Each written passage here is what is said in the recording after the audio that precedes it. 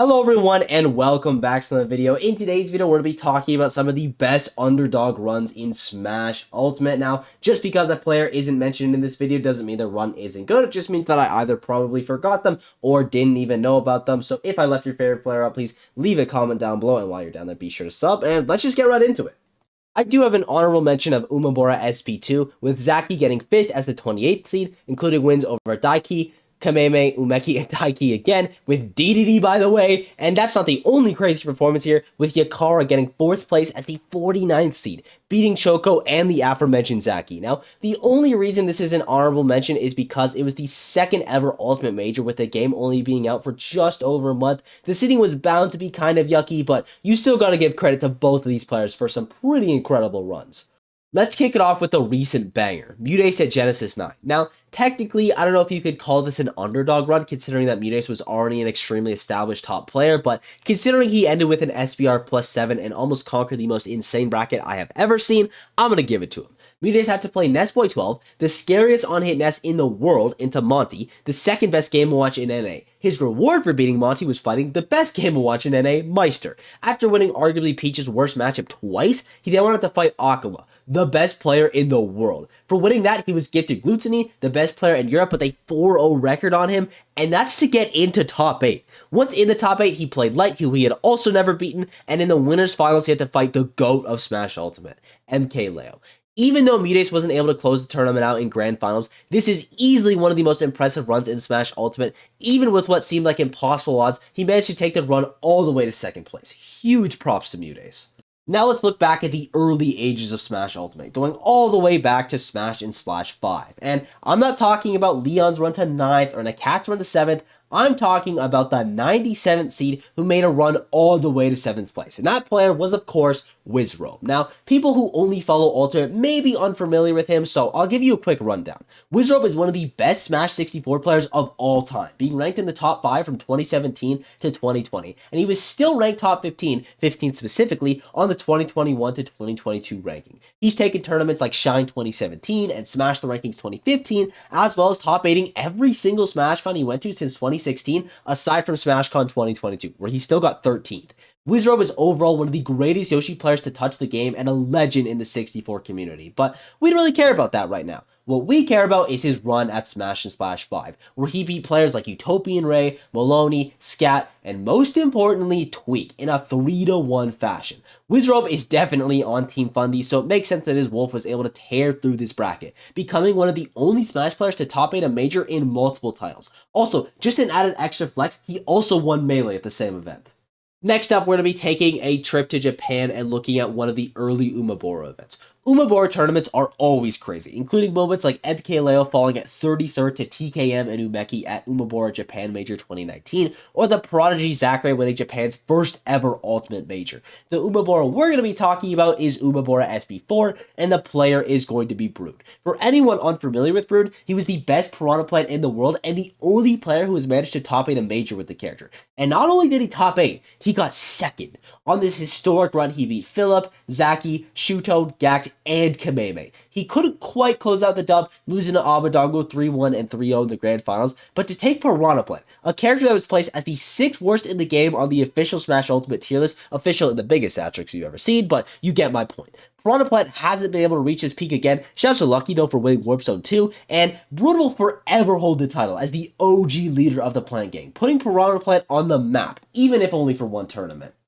You want to know what's wild though? Brood's run at Umabora SP4 was undoubtedly crazy, but in terms of SPR, it's not even the craziest Umabora run. That title belongs to Kuro and his run at Umabora SP6. Now, despite what Mars may say, at the beginning of Smash Ultimate, Japan had a handful of pretty successful Zero Suit players, most notably Choco and Kuro. Prior to this, Kuro's best run was the 7th place at EGS Cup number 2, a B-tier event, but something blessed Kuro on this Umabora run because he went off. Kuro beat Raito, kept, and Etorie before falling to the hands of Umeki, the TO by the way. In the loser side, Kuro managed to beat Leah, Ken, got his run back versus Umeki, and beat Kameme in 2 sets in the Grand Finals, without dropping a game. Now, I should say that the entire tournament was best of 3, as was Brood's run up into the winners finals, but that doesn't take away from the sheer insanity of the run.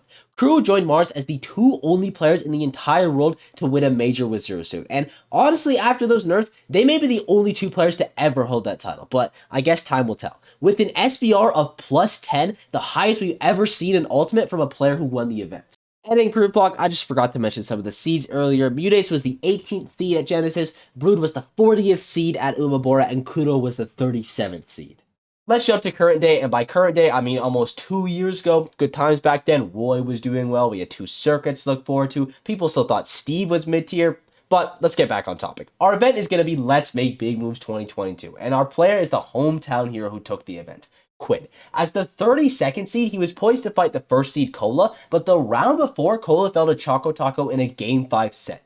Quinn did not meet that same fate, 3-0ing Choco Taco, as well as Moxie, and Tilde, and Send. Quinn, the 32nd seed, did not drop a game until the winners finals against Mutace, and he still managed to close out the set in Game 4. After a little bit of foreshadowing and a crazy losers run, Cola managed to make it to the grand finals. Cola wins the first set 3-1, and even though Cola is a fan favorite, you could feel the stress radiating from the crowd. The idea of this miracle run slipping away was at the forefront of everyone's mind. Everyone's mind except Quid, of course, as he then went on to 3-0 Cola in the reset and secure the dub, cementing himself as the best Pokemon trainer player in the world and especially the best Ivysaur in the world, as well as securing the title as arguably the scariest hidden boss in all of Smash Ultimate. Our next run comes from arguably the most insane Smash Ultimate tournament of all time.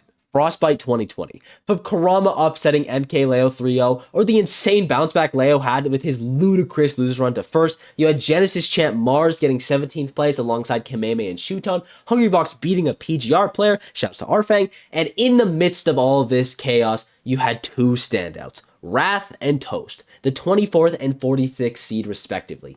Both ended up getting top 8. Wrath's run includes wins over Icy Mist, Magister, Gluttony, falling to T, then beating Kameme, Matty G, who also had an SBR plus 6, and Passeriman to get into the top 8. Toast run included wins over Rocky, the Bulgogi Bandit, Ralphie X, Kameme, and Samsora. Then fell to Meister, who ended up getting 2nd, and to qualify for top 8, he also had to fight a top Fox player, and by a top Fox player, I mean like the top Fox player. He managed to clutch it out Game 5 to qualify for top 8. Now, unfortunately, Wrath and Toast had to play each other, and Wrath did manage to take it in a 3-0 fashion, and right after that, he fell again to T, but it's crazy that a tournament this stacked with this many upsets could have 2 underdog performances that both managed to get into the top 8. Our next player I just did a little dirty, so I'm going to talk about Spaghetti, or as most people probably know him, Arfang. His pop-up event was at the Big House 9. Just days before this event, Spaghetti was voted into Ultimate Summit 2, and he did some pretty great things to get in. Now, you all know how the Smash community can be a little meh at times, and if you think this applies to you, it probably does, but they were dunking on Spaghetti, meme pick, wasted slot, you know, the classics. So, what did he do? He popped off. That's what he did.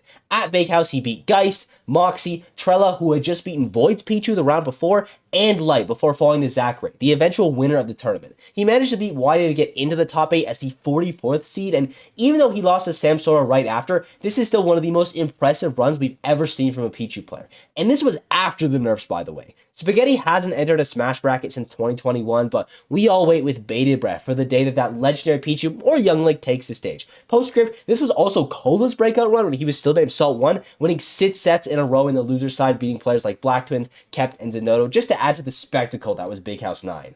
And our final underdog run is going to be a personal favorite of mine. In Vancouver, British Columbia, which is like the New York of Canada, Battle of BC 4 was held. And this event was the breakout run for the hometown hero, Ouch. Technically, some context is that Ouch was ranked 47th on the 2021 Orion ranking, despite not having a single major event attended in the season. To say there was a lot of speculation around him and how he would perform at this event was an understatement, and believe me when I say he did not disappoint. Now, the tournament didn't start off the greatest, losing to Larry Lur, but he was supposed to lose that, at least seeding-wise. After that respectable loss to the most fashionable man in Smash, the 17th seed went on an absolutely nuclear losers run, beating Black Twins, Ludo, H4, Big D, MVD, Kome, Shutone, and Riddles. Even though he beat Riddles, the iconic T Cosga was too much for him, and the hometown hero bowed out at 3rd. This was Ouch's breakout performance at the major level, and even though we haven't seen him in a top 8 since, at least at the major level, he's been pretty close with a handful of 9s. And the second that he gets into those top 8s again, and trust me, he will, I could see him taking the entire thing. And I thank you all for watching. I hope you enjoyed. The support has been absolutely unreal as of late. This game is almost 5 years old, and there's been so many spectacular performances. And I want you all to let me know some of your favorite Underdog runs, or if there's anything I got wrong, or if you just want to say hi in general, please leave a comment down below. Be sure to sub, all that yada yada, and I'll see you all in the next one. Bye-bye!